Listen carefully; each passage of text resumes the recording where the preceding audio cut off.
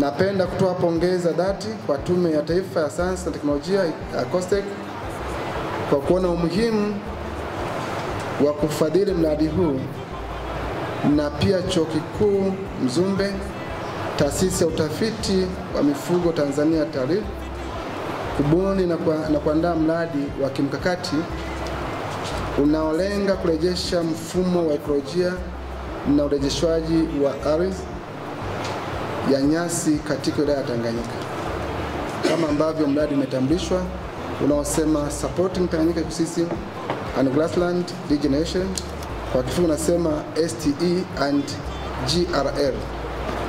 Kupitia mradi huu wa STE and GRL tutaendeleza na kuimarisha juhudi za Mheshimiwa Rais Dr. Samia Suluhu Hassan katika kulinda mazingira na kuendeleza sekta za kilimo na mifugo.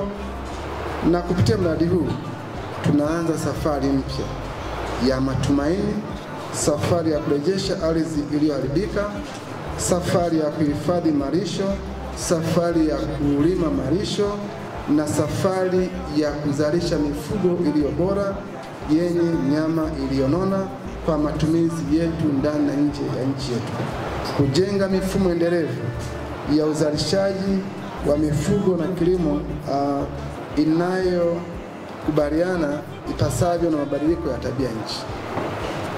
Tunafahamu katika nchi yetu yapo maeneo ambayo shughuli za mifugo na kilimo zimekuwa ni tatizo mpaka inapelekea watu wahame kutoka maeneo mengine kwenda maeneo mengine.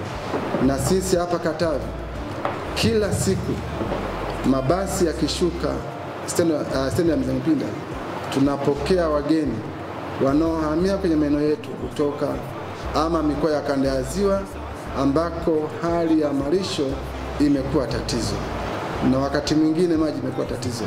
Wanaona Katavi hasa Tanganyika bado kuna neema ya maeneo. Mradi utapata fursa ya kubuni mbinu bunifu za urejeshaji wa ardhi, land regeneration, uhifadhi wa malisho, forage conservation, na usimamizi bora wa mifumo, huku tukizingatia mabadiliko ya tabia nchi na mahitaji ya jamii husika. Mheshimiwa mgeni rasmi, kama taasisi ya serikali yenye dhamana ya utafiti wa mifugo, TARIRI itaendelea kutoa utaalamu, teknolojia stahiki zitokanazo na tafiti za kisayansi na ushauri wa kitaalamu katika utekelezaji wa mradi huu. Tutahakikisha kwamba matokeo ya utafiti yanatolewa kwa wakati, yanachambuliwa ipasavyo na yanatumika katika kupanga sera na mipango ya maendeleo ya mifugo na malisho. Wazo la kuanzisha mradi huu lilisababishwa na changamoto kubwa ambayo imekuwepo ya mazingira na malisho nchini, ambapo imesababisha wafugaji wengi ambao pia wanajihusisha na kilimo kuhama kutoka kwenye maeneo yao na kwenda kwenye maeneo ambayo yana potential ya malisho. Sasa wanapohama kutoka kwenye maeneo yao na kwenda kwenye maeneo ambayo pengine hayakuwa yamekaliwa na watu wengi kwa kipindi kirefu, wanakwenda kutumia ile maeneo kufanya kilimo na kulisha mifugo. Lakini kama tunavyofahamu, mifugo inazaliana, mifugo inaongezeka.